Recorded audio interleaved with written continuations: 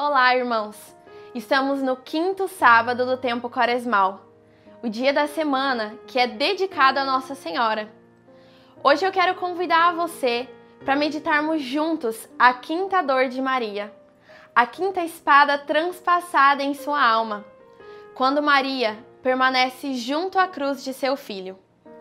Maria vê seu filho sendo morto, sem ter culpa alguma, sem ter pecado algum.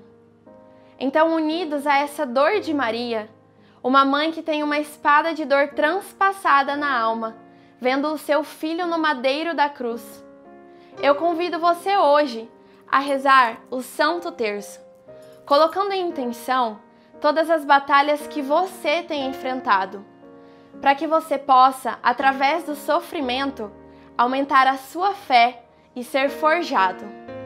Deus abençoe.